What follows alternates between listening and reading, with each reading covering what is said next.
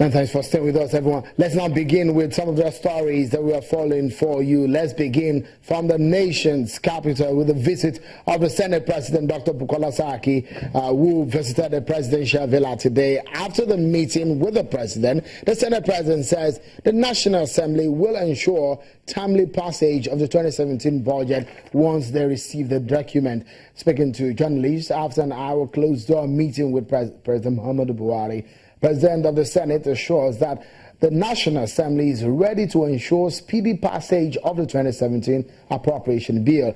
It will be recalled that the 2016 budget presented in December last year was enmeshed in missing and padding controversy before it was eventually signed into law by President Muhammadu Buhari 5 months after. On the rowdy session witnessed on the floor of the Red Chamber yesterday over the defection of a senator from the PDP in Ondo State to the ruling APC, Dr. Saraki says what happened was democracy in action. It's democracy at work, you know. The opposition party had their views on the defection of one of their senators to the APC, and they expressed it. And then today they were back there, so everything is fine. One happy family again. The budget issues are how ready is the Senate? We're ready. Once the documents come to us, we are ready. I think this time round, a lot of work has taken place behind the scenes. Been a lot of more collaboration, and I think that you will see the result in the time frame to take after the president releases. Do you have a resolution on the MTF? Well, that's still a work in progress. I'm sure very soon that also will be concluded. But I'm very optimistic that this year's budget will be passed much sooner than what we saw in 2016. Well, I haven't seen the details yet until President lays it. Once President will issue. How soon will that be? Well, I'm sure within the next week, 10 days, we'll probably get it. Thank you, sir. Thank you so much.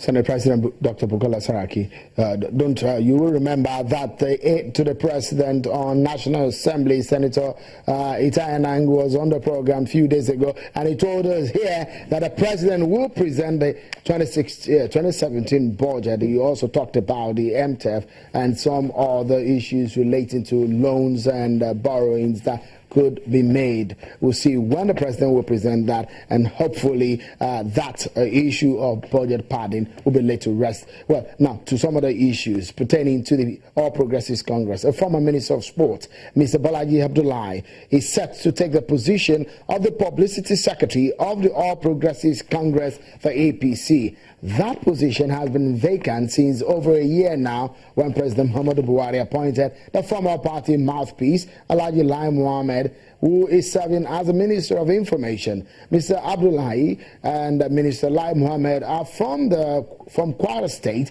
and the North Central region, where the position is zoned. It is necessary for the zone to get a replacement, and today in Abuja, at a meeting of some leaders from the region, Mr. Abdullahi was adopted.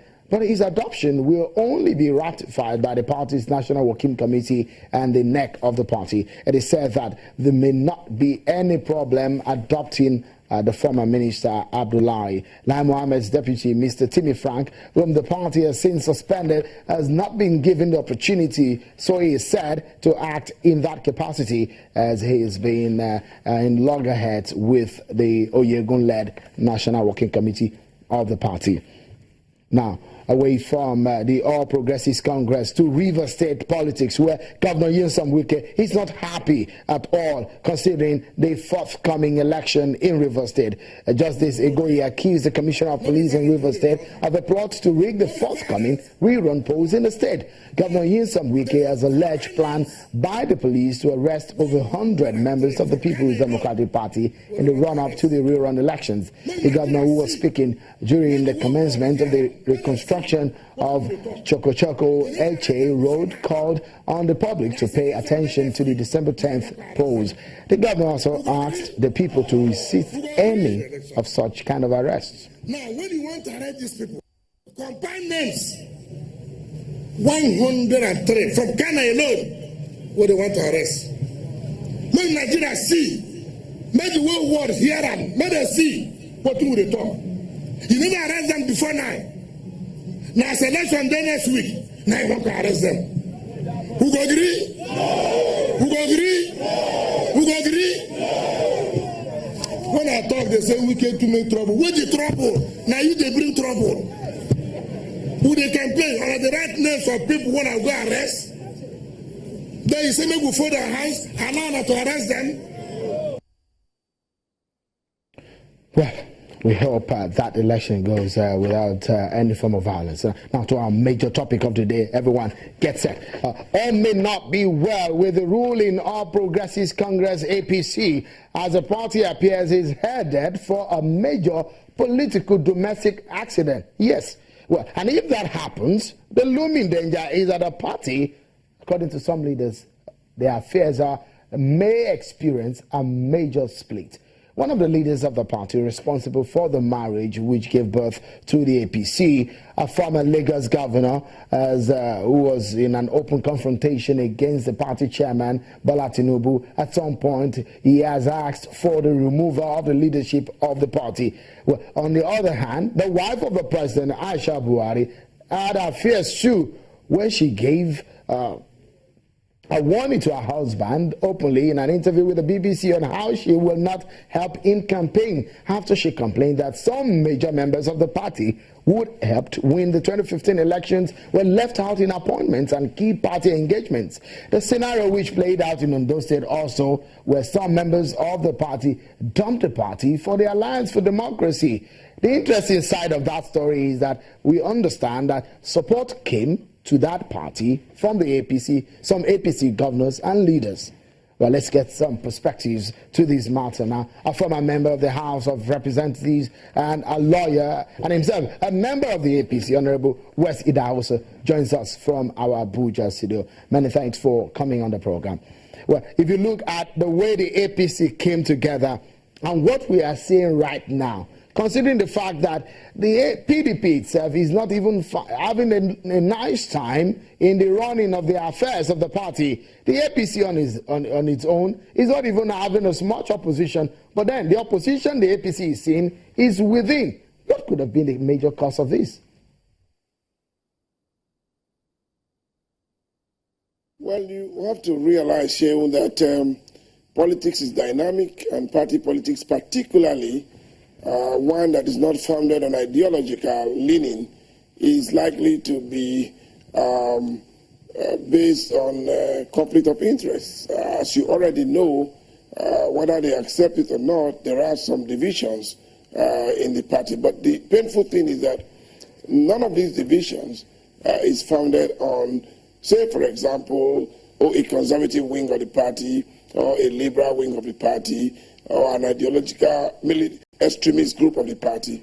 I think it just boils down to a naked contest for power and control for the soul of the party. And this is characteristic with a growing democracy. And we hope that as the days and years go on, the groups will begin to crystallize around basic ideologies. For example, I expect to see a group in the party that is opposed to maybe over-dependence on the mono-economy, a product like oil. I expect to see a group that believes that taxation is very high and that taxation should be brought down, or that a particular set of people should not be taxed, or that someone else said should be overtaxed. But these are not the issues. These are not the quarrels. It's likely about, oh, we helped you to come to power. You are now there. You are not doing my bidding, etc. And this is likely to continue for a long time until the parties begin to lean towards media ideological posturing. If you look at what is happening, some people have in fact blamed the president for not being a politician in this sense, that he's just a leader. He has not shown more of a political strength in some of the issues that have happened. And a lot of the leaders who I've spoken with have told me that the major problem in the party has been appointments that have not been made. Some have said that there are hundreds of appointments yet to be made. It seems to be one of the major things that is making some members of the party angry. Do you think that the president is slow in some of his decisions?